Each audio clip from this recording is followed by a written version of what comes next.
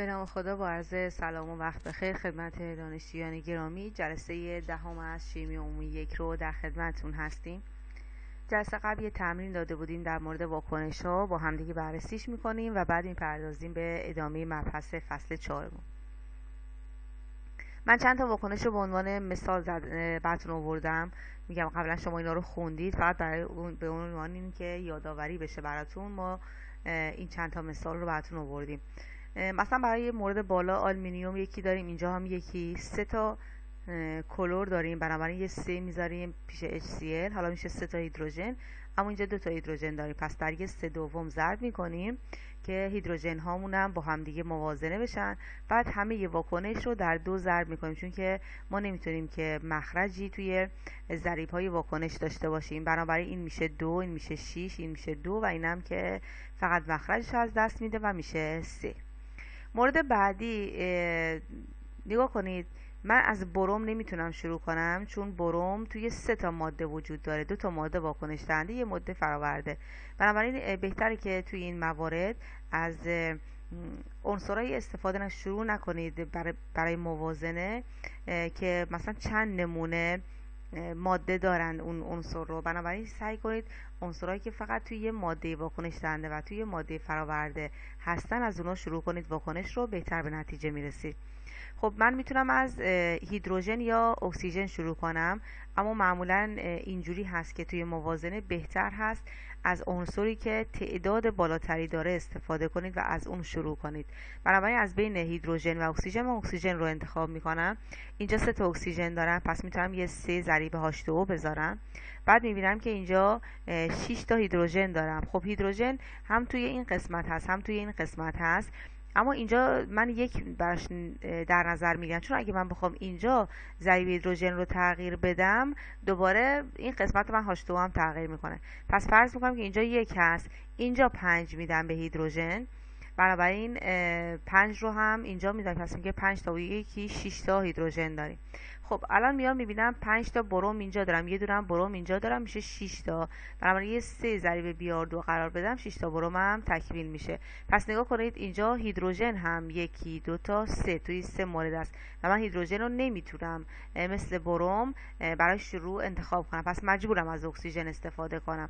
اگه اکسیژن و هیدروژن حتی جوری بود که هر دو توی یه مورد بیشتر نبود، یعنی میتونستم از هر دو استفاده کنم، بازم اکسیژن رو ترجیح میدادم، چون که اکسیژن تعدادش بر هیدروژن ارجحیت داره و بیشتر هست. خب مورد سوم، الان موردی که من دارم، ما میتونم از P4 استفاده کنم چون هم تعدادش زیادتره، 4 تا، پس اینجا هم فسفر یه دونه دارم، پس یه ضریب 4 میدم به HPO3. بعد حالا که هیدروژن من مشخص میشه 4 تا هیدروژن، 4 تا هیدروژن هم میدم به دوباره نیتروژن 4 تا هست، اینجا یه ضریب 2 داره، پس یه 2 اضافه میکنم. تنها چیزی که میمونه اکسیژنه. 2 5 تا 10 تا 3 4 تا 12 تا 22 تا اینجا اکسیژن داریم، اینجا هم 10 تا و دوباره 12 تا میشه 22 تا هم اینجا، پس اکسیژن من اوکی هست و موازنه هست. مثلا مورد آخر من 2 تا بر دارم، اینجا هم 2 تا اضافه میکنم که بر من موازنه بشه. بعد 2 3 تا 6 تا من کلور دارم، پس اینجا یه ضریب 3 به Cl2 میدم که اینجا هم کلورم تکمیل شه. اکسیژن که من 3 تا دارم، اینجا هم یه 3 قرار میدم، 3 تا کربن هم که اینجا هم به همون صورت 3 تا کربن قرار میدم. خب این نمونه‌ای از موازنه بود. حالا نمونه‌های دیگه هم خوندید و انشالله اگه تو امتحان حالا یا موازنه میدیم خدمتتون یا نه، توی همون سوالایی که به عنوان استیکیومتری میگیم خود واکنش رو موازنه کنید، انشالله دیگه اونجا مشکل ندارید. موازنه هم توی پایان فصلتون سوال بهتون داده و راحت میتونید حل کنید و دستتون پر بشه توی این زمینه. خب ادامه مبحث فصل 4مون میرسیم به واکنش دهنده‌های محدودساز. ببینیم واکنش دهنده چه واکنش دهنده‌ای هستن. در برخی از واکنش‌های شیمیایی که بیش از یک کمیت از مواد اولیه داده شده باشد، لازم است ابتدا عامل محدود کننده واکنش را مشخص کرده، سپس اقدام به حل مسئله نمود. در یک واکنش شیمیایی مقدار مول حاصل به مواد اولیه که کمترین مقدار استیکیومتری را دارد محدود است. خب ببینیم واکنش دهنده محدودساز یه مطلب خیلی مهمی هست که شما باید خیلی دقت کنید برای واکنش هایی که میخواید. من بود مثال زدم توی واکنش، مثلا یه دونه رو به عنوان معلوم، یه دونه به عنوان مجهول مثال زدم، درسته؟ توی حالا جلسه قبل آخرین اسلایدی که بررسی کردم یه واکنش بود که یه داده رو به عنوان معلوم داده بودن، یه داده به عنوان مجهول، شما با استیکیومتری تونستی تشخیصش بدید، درسته؟ خب طبق همون یا پیرو همون شما باید واکنش دهنده محدودساز رو بلد باشید. حالا این واکنش دهنده چه موقع استفاده میشه من از روی این خوندم، شما حالا یادداشت بفرمایید. من یکم جلوتر رفتیم سوالی رو در این مورد حل کردیم، متوجه میشید که منظورمون چیه. نگاه کنید، مثلا یه واکنش به شما میدن، حالا ما دقیقا زیرنویسی کنیم که به شما میگم زیرنویسی خیلی مهمه، اینجا مشخص میشه. از 4 مول Fe و 5 مول H2O چند مول H2 به طور نظری به دست می آید. خب نگاه کنید تفاوت این با واکنشی که ما همیشه میدیم چیه؟ ما همیشه یه معلوم میدادیم، یه مجهول میخواستیم. اینجا 2 تا معلوم داده، هر دوتاش هم از واکنش دهنده هاست. یعنی اگه 4 مول Fe داشته باشم، 5 مول H2O داشته باشم، چند مول H2 به دست میاد. خب الان چیکار کنم؟ بیام مقدار H2 رو از H2O به دست بیارم یا بیام مقدار H2 رو از Fe به دست بیارم. میتونید خودتون هم جداگانه به دست بیارید. عددهای متفاوتی میشه برای H2 به دست میاد. خب اینجاست که من میام از واکنش دهنده محدودساز استفاده میکنم. باید زمانی که شما 2 تا از ماده هاتون، 2 تا یا بیشتر از ماده اولیه هاتون، یعنی همون واکنش دهنده هاتون معلوم باشه و شما یه مجهول بهتون بدن، اولین کاری که میکنید میاد بین این 2 تا واکنش دهنده محدودساز رو پیدا میکنید. اون رو که پیدا کردید، حالا مشخص شد واکنش دهنده محدودساز شما کدوم هست، حالا میاد واکنشتون رو، اون مقدار مجهولتون رو بر طبق اون ماده محدودساز پیدا کنید. مثلا محدودساز یعنی چی؟ نگاه کنید، مثلا شما یه واکنش رو دارید انجام میدید، مثلا همین واکنش Fe تون یه مقدار خیلی کمیه، H2O مقدار زیادیه. خب آیا تمام این H2O مصرف میشه؟ خب نه، شما به اندازه‌ای که Fe دارید H2O مصرف میشه و بقیه H2O تون باقی میمونه. پس نگاه کنید، زمانی که توی واکنش ما از یه واکنش دهنده زیاد داریم و از یه واکنش دهنده کم داریم، از اونی که کم داریم بهش میگیم واکنش دهنده محدودساز، یعنی واکنشمون رو محدود میکنه، به اندازه خودش محدودش میکنه. یعنی میگه این مقدارش خیلی کم باشه، H2O هر چقدر میخواد زیاد باشه، تا زمانی میتونه H2O با Fe واکنش بده که ما Fe داریم. وقتی که Fe مون تمام میشه دیگه H2O هم هر چقدر هم زیاد باشه نمیتونه واکنش بده. پس شما باید بدونید توی این واکنش کدوم محدودسازه، یعنی کدوم مقدار کمتری داره که وقتی اون تمام شد دیگه واکنش شما تموم شده است، درسته؟ پس مشخصه که وقتی که 2 تا از واکنش دهنده ها رو به شما مول یا گرم میده، ممکنه که یکیش بیشتر از دیگری باشه و اون بیشتره دیگه استفاده نمیشه و با اون واکنش انجام نمیشه. پس شما بیاید اون محدود کننده یا اونی که مقدارش کمتره رو پیدا کنید و بعد مجهولتون رو طبق اون محدود کننده پیش ببرید، درسته؟ پس این خیلی مهمه که شما انجام بدید. مثلا من سوال اینجوری، این قدم دارم توضیح میدم براتون، ولی سوال اینجوری میارم توی امتحان، هیچ دانشجو هر چی دلشون میخواد انجام میدن، یکی از این به دست میاره، یکی از این به دست میاره. اصلا انگار نه انگار که ما در مورد واکنش دهنده محدودساز اصلا صحبتی کردیم، درسته؟ پس شما دقت کنید، اگه ساده به شما دادیم مثل جلسه قبل که یه مثال دادیم یا مجهولی معلوم مشخصه، اما اگه به شما 2 تا معلوم دادیم هر دوم از واکنش دهنده ها، شما باید حواستون باشه که واکنش دهنده محدودساز رو پیدا کنید. خب حالا چطور پیدا کنید؟ اولین کاری که میکنید، خب این خوبیش اینه که خودش مول بهتون داده، باید مول هاشونو توی هر کدوم تقسیم بر ضریبه استیکیومتریشون بکنید. یعنی اگه معادله موازنه است خب شما راحتید، اگه موازنه نیست حتما باید موازنه کنید. پس مقدار مول هر کدوم رو تقسیم بر ضریب استیکیومتری. مثلا برای Fe مقدار استیکیومتری اینه 4 مول تقسیم بر 3 میشه 1.33. برای H2O هم میشه 5 مول تقسیم بر ضریبش 4 میشه 1.25. حالا این 2 تا کدوم کمتره؟ H2O کمتره. پس H2O میشه واکنش دهنده محدودساز شما. پس کاری که انجام میدید باید مول اون ماده هاتون رو تقسیم بر ضریب استیکیومتری خودشون بکنید. عددی که به دست اومد عدد خاصی نیست، فقط به شما نشون میده که کدوم یک مقدارش زیادتره، کدوم یک مقدارش کمتره. خب الان H2O مقدارش 1.25 کمتر از 1.33، پس این واکنش دهنده محدودسازه. پس من مجهولم و از رو H2O باید به دست بیارم. Fe مقدارش زیادتر، یه مقدار ازش میمونه، پس چون یه مقدار ازش میمونه و تو واکنش شرکت نمیکنه، من نمیتونم مجهول محصولم رو از روی اون به دست بیارم. خب زمانی که میخواید مقدار H2 رو به دست بیارید، از همون زیربندی که توی واکنش نوشتید استفاده میکنید و کاری به این اعدادی که اینجا به دست اومده ندارید. این هم دوباره دارم تاکید میکنم. نگاه کن، وقتی میگم تاکید میکنم چون اشتباه دانشجو بسیار زیاد بوده. مثلا این کار رو انجام میدن، میگن خب این واکنش دهنده معدود سازه، خب حالا که میخوان شروع کنن H2 رو به دست بیارن، میگن خب از عدد 1.25 استفاده میکنم و پیش میرم. خب حالا من واحدی هم برای این نذاشتم، خودش برای خودش واحد مثلا میذاره، میگه خب این گرمه یا مله، برای خودش شروع میکنه و از این 1.25 میره. ببینید این دوتا عددی که برای مقدار استیکیومتری به دست میارید فقط برای مشخص کردن واکنش دهنده معدود سازه و هیچ استفاده دیگه ای نداره و شما نمیتونید بیاید و از این شروع کنید. درسته؟ پس برای که اشتباه نکنید، شما این دوتا رو که مشخص کردید کلا بذارید کنار و شروع کنید به همون داده ای که بهتون داده، حالا مول داده، گرم داده، هر چی مسئله داده، فقط از H2 شروع میکنید. خب مول H2 رو میگیم که میخوایم پیدا کنیم، از 5 مول H2 شروع میکنیم. توی حالا چون موله کافیه که مول به مول بنویسیم دیگه. 4 مول H2 4 مول H2 میده که جوابش هم میشه 5 مول H2 و مقدارش راحت به دست میاد. البته اینجا مول داده، ممکنه گرم میداد. اگه گرم میداد خب برای پیدا کردن H2 خب ما مسیر طولانی تری رو طی می‌کردیم. این مثال ساده رو زدم که شما فقط متوجه بشید که واکنش دهنده معدود ساز چیه و چطور حالا میتونید متوجه بشید که کدوم هست، کدوم ماده‌تون واکنش دهنده معدود سازه. خب حالا یه مثالم، یه تمرین میدم که خودتون توی این مورد حل کنید که اگه اشکالی داشتید انشالله ما جلسه آینده حتما این تمرین رو براتون حل میکنیم. بیشترین مقدار NH4SCN یعنی اینو میخواد مجهوله که میتوان از 9 گرم CS2 و 3 گرم NH3 تهیه کرد چقدر است؟ معادله واکنش به صورت زیر است. درسته؟ پس نگاه کنید دوباره هم مقدار CS2 رو داده هم مقدار NH3. چون دو تا مقدار برای واکنش دهنده به عنوان معلوم داده، اولین کاری که میکنیم باید واکنش دهنده معدود ساز رو به دست بیاریم. فقط من یه نکته رو بگم خدمتتون، اینا دیگه گرمن، حتما اول باید گرمات رو به مول تبدیل کنید و بعد اون کار رو انجام بدید که مول تقسیم بر ضریب استیکیومتری می‌کردید و مقدار به دست می اومد. درسته؟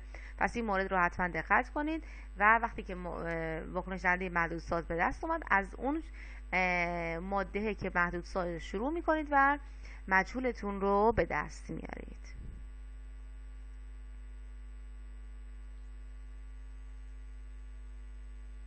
خب مورد بعدی توی این فصل درصد بازده هست. بازده هم که معمولا آشنایی باشون دارید، اما خب ما یه توضیح خلاصه ازشون میدیم و حالا یه مسئله هم حل میکنیم براتون که اگه یادتون رفته یادتون بیاد و سوالای پایان فصل که توی این مورد داده رو راحت تر بتونید حل کنید.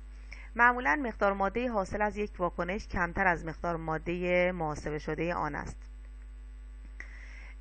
شما میدونید که درصد بازده یا درصد محصول شما فرق نمیکنه، میشه مقدار محصول واقعی تقسیم بر مقدار محصول محاسبه شده ضرب در 100، یا مثلا میتونیم بگیم مقدار اون مقدار واقعی یا مقداری که عملی به دست میاد، میتونیم بگیم مقدار عملی تقسیم بر مقدار نظری ضرب در 100. این دوتاش معنی یکسانی میده، واقعی و عملی یکی هن، محاسبه و نظری هم یکسان هستن. پس این میشه فرمول بازده. حالا این مثال ساده آوردم براتون، اون رو حل کنیم. در آزمایشی 5 گرم LiBH4 با مقدار زیادی NH4Cl ترکیب شده. خب من زیرنویسی میکنم. و 2.16 گرم B3NCH6 به دست اومده. درصد بازده رو به دست بیارید. خب مثال ساده ایه، نگاه کنید. زمانی که به شما میگه از این مقداری کم دارم، از اینم به دست و بازده رو به دست بیارید، خب مقدار محصولی که به شما داده مقدار واقعیه. میگه مثلا تو آزمایشگاه این انجام داده، این مقدار به دست اومده. خب این میشه مقدار واقعی شما، مقداری که توی آزمایشگاه به دست اومده. درسته؟ یا اون مقدار عملی. خب شما این مقدار عملی رو نگه میدارید، مقدار نظری رو به دست میارید با استفاده از این واکنش. مقدار نظری رو که به دست آوردید حالا توی فرمول بازده میذارید و جواب آخرش رو به دست میارید. خب نگاه کنید، پس از شما انگار فرض میکنید این رو اصلا ندارید، میذارید برای قسمت آخر حل و میایید و از الای بی 4 به عنوان معلوم استفاده میکنید و این رو به عنوان مجهول به دست میارید. چیزی که اینجا به دست میاد میشه مقدار محاسبه ای که از طریق استیکیومتری به دست میاد یا اون مقدار نظری. خب اینجا هم نوشتم گرم B3NCH6 و مقدار محاسبه یا نظریش رو محاسبه میکنید. میگید از 5 گرم الای بی 4 شروع میکنید، 21.8 گرم الای بی 4 1 مول الای بی 4. حالا میایید مول به مول میرید، 3 مول الای بی 4 1 مول B3NC و H6 و حالا به مول رسیدیم، میایید به گرم تبدیلش میکنید، 1 مول B3NC H6 میشه 80.4 گرم از این ماده. درسته؟ خب حالا من جوابش رو ننوشتم، هر مقداری که به دست اومد میشه مقدار محاسبه‌ای یا نظری. حالا من فرمول آخرش هم ننوشتم دیگه، درصد بازده هم براش این فرمول رو مینویسید. درصد بازده میشه مقدار محصول واقعی به محاسبه شده، واقعیش که همون 2.16 که خود مسئله بهتون داده، محاسبه‌ایش هم همینه. جواب این استیکیومتری است که می‌نویسید توی محاسبه ضرب درصد بازدهتون به دست میاد. پس این واکنش، این جوابش کامل نیست، حواستون باشه. جواب اینو به دست میارید، مقدار واقعی هم دارید که میذارید توی این فرمول و جواب آخر رو به دست میارید.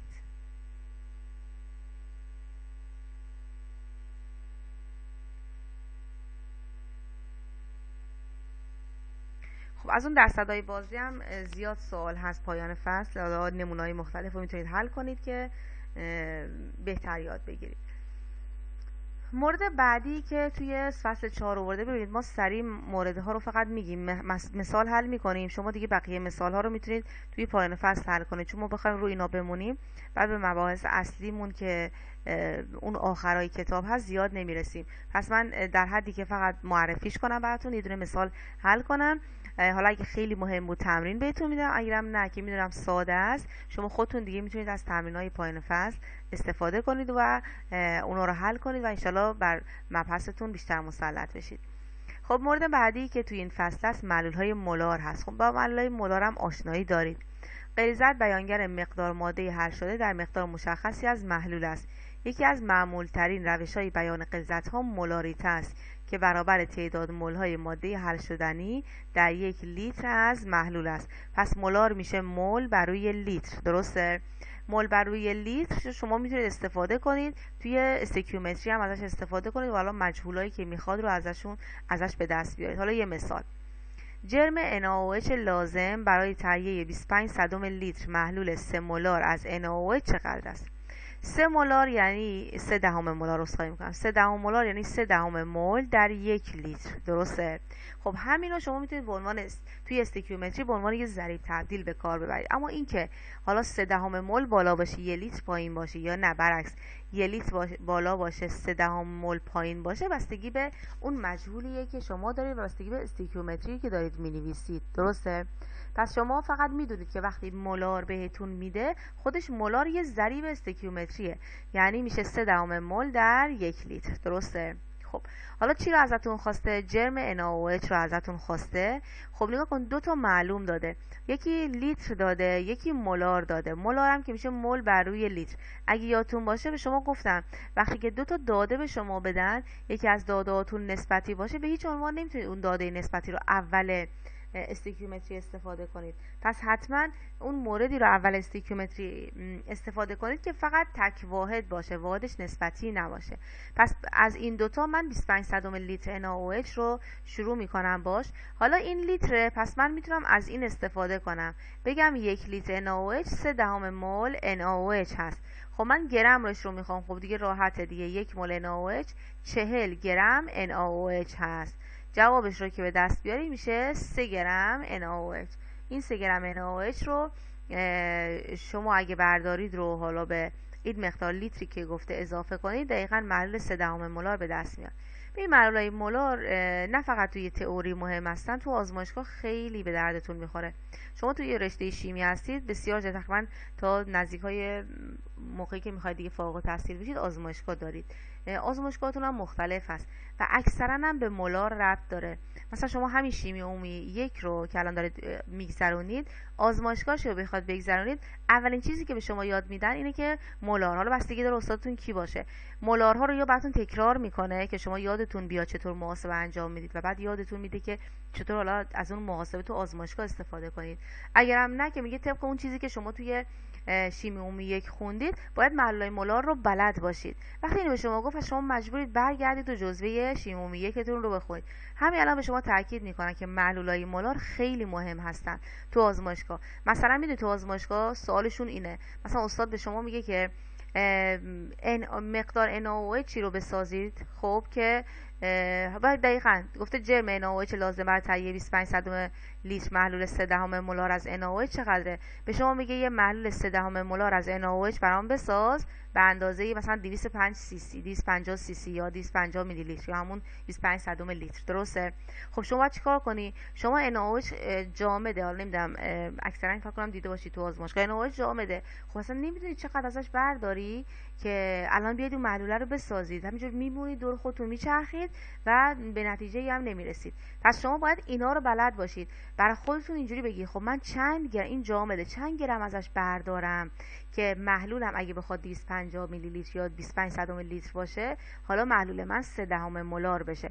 دقیقاً طبق این انجام میدید، به دست میاد 3 گرم. پس دیگه یاد میگیرید، میرید 3 گرم با ترازو وزن میکنید، توی یه مقدار آب مقطر حلش میکنید، حالا میریزید تو بالون جوجه که 250 سی سی اون مقدار ماده رو میریزید و به حجم میرسونید. به استاد نشون میدید، میگه این ماده محلول من که NaOH و 3 مولاره، درسته؟ پس اینجا شما توی شیمی عمومی 1 به صورت تئوری میخونید، اما خب اون رو داخل آزمایشگاه به صورت کاملا عملی باید به دست بیارید. پس مهم اینه که شما بدونید چقدر گرم لازم دارید، اون گرمی که به دست اومد دیگه بقیه‌اش خیلی راحت تو آزمایشگاه به شما نشون میدن که باید چیکار کنید. اما انتظار نداشته باشید که توی آزمایشگاه شیمی عمومی 1 تازه دوباره بیان محاسبات رو به شما بگن چیه. شما خودتون باید تشخیص بدید که علامت جرم رو به دست بیارید و به این طریق انشالله حلش بکنید. خب من این مورد رو هم که آوردم اینم خیلی به دردتون میخوره توی آزمایشگاه، میگم محلول مولار کلا به درد میخوره، اما خب من اینجا باز تاکید میکنم که اگه خواستید یه زمان مراجعه کنید به این صفحات بدونید که کجا رو مراجعه کنید و چی رو بخونید. معمولا محلولای مورد نیاز آزمایشگاه از رقیق کردن محلولای غلیظ با توجه به فرمول M1V1 برابر است با M2V2 تهیه میکنند، چون در هر دو طرف معادله عبارت حجم مشاهده می شود V1 V2. برای بیان V1 و V2 از هر واحد حجمی می توان استفاده کرد به شرط آنکه واحد یکسان برای هر دو به کار بره. مثلا اگه شما اینو میلی لیتر به کار بردید، نه میلی لیتر به کار ببرید، اینو لیتر اینم لیتر، پس محدودیتی من ندارم که شما اینو لیتر به کار ببرید یا میلی لیتر، هر چی که اون یکی رو به کار بردید حتما طرف مقابل هم از همون استفاده کنید. توجه کنید که معادله فقط برای مسائل مربوط به رقیق سازیه. خب نگاه کنید، مثلا اون مثال قبلی براتون زدم، گفتم تو آزمایشگاه به درد میخوره، ماده جامد بود NaOH. شما باید بدونید از ماده جامد چطور بیاید محلول بسازید. حالا بعضی از مواد تو آزمایشگاه اصلا خودشون محلولن، مثلا اسیدها، مثلا بازها خودشون محلولن. خب شما نمیاد که از غلیظش استفاده کنید. مثلا شما اگه بخواید از اسید سولفوریک استفاده کنید، خب اگه بخواید غلیظش رو استفاده کنید کافیه یه قطره بریزید رو دستتون، کامل دستو سوراخ میکنه، گوشت و نمیشه دقیقاً میرسه به استخوان. اما خب شما معلوماً باید اونا رو رقیق کنید و اسید رو استفاده کنید که حتی اگه دستتون هم بهش بخوره مشکل خاصی بر دستتون ایجاد نکنه. پس به این میگن رقیق کردن محلول ها توی آزمایشگاه، درسته؟ حالا برای رقیق کردن فقط از این فرمول استفاده میکنید، خیلی هم فرمولش ساده است. یعنی از اون ماده جامدی که توی اسلاید قبلی بهتون گفتم، راحت تر ماده جامد باید استیکیومتری برید تا ببینید مقدار جامدتون چقدر میشه، بعد حالا بیاید محلول سازی کنید. اما اینجا برای اونایی که خودشون محلولن فقط کافی از این عبارت M1V1 برابر است با M2V2 استفاده کنید و محلولتون رو به دست بیارید چند میلی لیتر اون غلیظه. حالا من مثالش رو حل میکنم توی بعدی، اما خب قبل از این که بریم اونجا مثالش براتون حل کنم، اینجا من تقریبا جدول طوری که براتون کشیدم خیلی به دردتون میخوره. اینجوری هست که مثلا استیک اسید، اینا مواد محلولی هستن که تو آزمایشگاه هست. استیک اسید فرمولش هم که CH3COOH، مولاریته غلیظش 17.5 نگاه کنید مولاریته غلیظ رو بعضی وقتا روی شیشه اون آزمایشگاه می‌نویسن، بعضی وقتا نمی‌نویسن، فقط می‌نویسن اسید استیک غلیظ. خب ببینید وقتی میگن اسید استیک اسید غلیظ یعنی اینکه مقدار مولارتش مشخصه. نگاه کنید ایناست مقدار مولارته غلیظ اینا. یعنی شما اگه این جدول رو پیش خودتون داشته باشید، حتی اگه روی شیشه آزمایشگاه نوشته نشده باشه که مولارته چنده، شما میتونید از روی این به دستش بیارید خیلی راحت. پس نگاه کنید استیک اسید غلیظ همیشه 17.5 مولارتش 17.5 هست. هیدروکلوریک اسید همیشه 12 هست. نیتریک اسید 15.8، فسفوریک اسید 14.7، سولفوریک اسید 18 است، آمونیاک 14.8. خب شما به این مولارته نیاز دارید، چون شما باید مولارته ماده غلیظی که میخواید ازش معلول سازی کنید رو بلد باشید که حالا بیاید و به وسیله M1V1 برابر است با M2V2 تازه بیاید اون مقداری که میخواید رقیق شده به دست بیارید رو خیلی راحت از این فرموله محاسبه کنید. پس حواستون باشه این اعداد نیازی به حفظ کردن نداره، اما خب پیدا کردنش هم پیدا کردن ساده ای نیست که شما تو گوگل سرچ کنید. خب خیلی راحت نمیده، مثلا بعضی وقتا میده حالا مولارتا رو، بعضی وقتا مولارتا رو متفاوت میده. پس من فکر میکنم که این جدول خیلی بده. تو البته تو کتابتون هم هستن، تو کتاب مورتیمر نگاه کنید حالا فصل 4 رو دقیقاً همین جدول است، من از روی همونم براتون جزوه نوشتم و اینجا آوردم. حالا یا اون رو به خاطر داشته باشید، اما زمانی که حالا من بخوام سوالی بدم توی شیمیومیک حتما این مولارتا رو بهتون میدم. بیشتر توی آزمایشگاه خیلی به دردتون میخوره، مثلا استادی هست که به شما میگه برید پیدا کنید مثلا این ماده رو این قد مولار، حتی غلیظش رو به شما نمیگه، ممکنه رو شیشه‌ش هم نوشته نشده باشه. خب بریم یه مثال حل کنیم از این. خب یه مثال از همون M1V1 برابر است با M2V2 حل کنیم. گفته برای تهیه 500 میلی لیتر محلول HCl 3 مولار چه حجمی از HCl غلیظ باید برداشته بشه؟ مثلا به شما تو آزمایشگاه میگن 500 میلی لیتر محلول HCl 3 مولار رو به دست بیارید. خب میگید HCl خودش که اصلا مایع است، مثل اون جامد نیست که من برم از طریق استیکیومتری ببینم چند گرم میخوام بردارم. پس چون مایع است من باید برم از M1V1 برابر است با M2V2 استفاده کنم. بالا یکیش می‌نویسم رقیق، بالا یکیش می‌نویسم غلیظ. خب HCl رو من تو اسلاید قبلی به شما نشون دادم، مولارته غلیظش چنده؟ مولارته غلیظش 12. نگاه M یعنی مولارته، V هم یعنی حجم، پس غلیظش مولارتش 12، من 12 میذارم. خب چه حجمی از غلیظ بردارم تا برای من مولارته 3 مولار ایجاد کنه و 500 میلی لیتر؟ درسته؟ پس به شما گفتن 500 میلی لیتر 3 مولار ایجاد کنید دیگه، پس من رقیق من باید 500 میلی لیتر 3 مولار باشه. خب از غلیظم چقدر بردارم که بتونم اینو به دست بیارم؟ خب مولارته غلیظ من 12 است. ببینم چه حجمی باید ازش بردارم. V2 همیشه طرف معلوم تقسیم از ضریب مجهول به شما نشون میده که 125 میلی لیتر باید از این حجم بردارید تا بتونید ماده‌تون رو به دست بیارید. خب میام 125 میلی لیتر از HCl غلیظم برمیدارم، میریزم تو بالون جوجه 500 میلی لیتری دیگه، بقیه‌اش رو آب میریزم تا حالا به خط نشان برسه. اینا رو که تو آزمایشگاه ان شاءالله بهتون میگم و معلول سازی انجام میشه و مقدار اون چیزی که ازتون خواسته به دست میاد. خب معلول مورد نظر رو با افزودن 125 میلی لیتر از HCl غلیظ به آب مقطر تا رسیدن به 500 میلی لیتر تهیه میکنیم. پس میگه همون صحبتی که من کردم، میگه این مقدار رو برمیداریم و به حجم 500 میرسیم تا موادی که به ما گفته به دست بیاد. خب پس تو اون قسمت حواستون باشه نه فقط حالا مولارته به درد حالا این شیمیومیک روتون میخوره، سعی کنید تمام مسائلش رو حل کنید که اگه تو آزمایشگاه حداقل از نظر محاسبه‌ای مشکل نداشته باشید. تو آزمایشگاه هم کامل بهتون ان شاءالله نشون میدن که چطور میتونید معلول سازی کنید. البته امیدوارم که حالا این شرایط تموم شده باشه شما واقعا وارد آزمایشگاه بشید، چون اگه بخواید شما ترم اول دوم هم وارد آزمایشگاه نشید واقعا براتون سخت میشه اصلا گذروندن واردای آزمایشگاه. مثلا ما برای بچه‌ها که الان آزمایشگاه برگزار میکنیم دیگه اونا چندین ترم آزمایشگاه داشتن و چون آزمایشگاه داشتن اصلا میدونن بشر چیه، مثلا فلان چیه، همین مواد رو میشناسن. به شما میگه مثلا بهشون میگیم تیتراسیون انجام میدیم، همه این موارد رو بلدن و مشکلی براشون ایجاد نمیشه. ما دیگه با صورت مجازی برگزار میکنیم. اما برای شما که ترم اول هستید، تازه بخواید اولین آزمایشگاهتون هم مجازی باشه، واقعا خیلی سخته. حالا امیدوارم که این شرایط خیلی هر چه زودتر بهبود پیدا کنه و مشکل حل بشه. خب بریم سراغ استیکیومتری واکنش ها در محلول. این تقریبا میتونم بگم مورد آخری هست که توی فصل 4 هست. من حالا 1-2 تا مثال اینجا حل میکنم ببینم چقدر زمان دارم.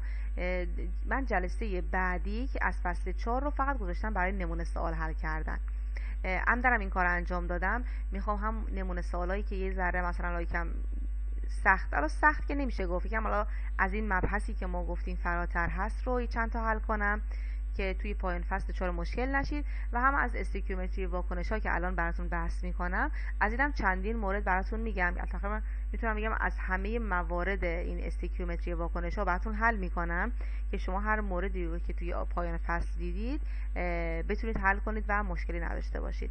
پس من الان این جلسه رو اول توضیح بدم. استیکیومتری واکنش ها که همونه. توی یه واکنش شما باید بیاید و از طریق استیکیومتری مقداری که ازتون خواسته رو به دست بیارید. به عنوان مثال برای واکنش با 50 میلی لیتر محلول H2SO4 15 صدم مولار حتما زیرنویسی کنید 50 میلی لیتر 15 صدم مولار از H2SO4. خب مطابق معادله زیر چه حجمی از محلول NaOH اینقدر مولار لازم است؟ پس شما چند میلی لیتر از NaOH یعنی به عنوان مجهولتونه، البته مولاریتش هم داده 75 صدم مولار. خب شما نگاه کنید از مولاریته دیگه استفاده کرده برای استیکیومتری واکنش ها.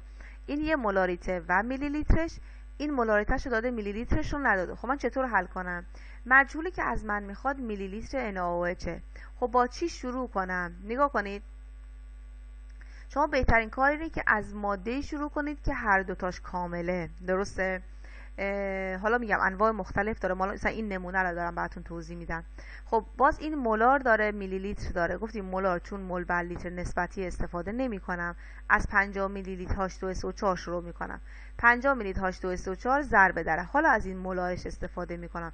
این مولارش میگه چی؟ میگه 15 صدم مول توی 1 لیتر. درسته؟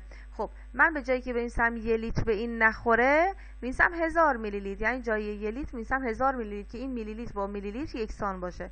البته شما میتونید بنویسید 1 لیتر 1000 میلی لیتر بعد شروع کنید، اما خب برای راحتی کار به جایی که بگم 15 صدم مول توی 1 لیتر میگم 15 صدم مول توی 1000 میلی لیتر، فرقی که نمیکنه چون اینجا میلی لیتر میخوام با هم حذف بشن. پس توی 1000 میلی لیتر H2SO4 15 صدم مول H2SO4. رسیدید به مول دیگه باید حتما ضریب مولی به کار ببرید یا همون ضریب استیکیومتری. پس میگید 1 مول H2SO4 2 مول NaOH. خب رسیدید به مول NaOH که الان میخواید میلی لیترشو به دست بیارید. خب شما به مولش رسیدید، پس میتونید این ماده ها رو که الان مولار رو گفته توش به کار ببرید. این 75 صدم مول بر لیتر هست دیگه. درسته؟ خب شما چیکار میکنید؟ میتونید بگید تو 1000 میلی لیتر اینقدر موله، اما باید موله رو بذارید پایین، 1000 میلی لیتر رو بذارید بالا. چرا؟ گفتم که این مولارها یه نسبتی به شما میدن، یه ضریب استیکیومتری میدن، اما بستگی به محلولتون داره که الان میلی لیتر رو ببرید بالا یا موله رو ببرید بالا یا برعکس. درسته؟ پس حواستون باشه الان اینجا که چون به مول رسیدی شما باید 75 صدم مول رو بیارید پایین، 1000 میلی لیتر رو ببرید بالا که با هم دیگه پشت سر هم حذف بشن. خب رسیدم به میلی لیتر NaOH که میخواستم. حالا اگه تقسیم و ضرب رو انجام بدین جوابش میشه 20 میلی لیتر NaOH. پس شما این مسئله رو به این روش میتونید راحت حل کنید. نگاه کنید استیکیومتری تو واکنش ها زیاد سوال داره، انواع مختلف داره. حالا من یه نمونهشو براتون حل کردم، حالا نمونه های دیگر رو میذارم توی جلسه بعد که نمونه های دیگه استیکیومتری واکنش ها رو براتون حل میکنم و 1-2 موردم از اون سوالایی که حالا یکم فرق میکنه با این مواردی که ما الان بیان کردیم و انشالله فصل 4 رو به پایان میرسونم. خب پس بعد تا این جلسه کافی هست. موفق و مؤید باشید تا جلسه آینده. خدا نگهدارتون.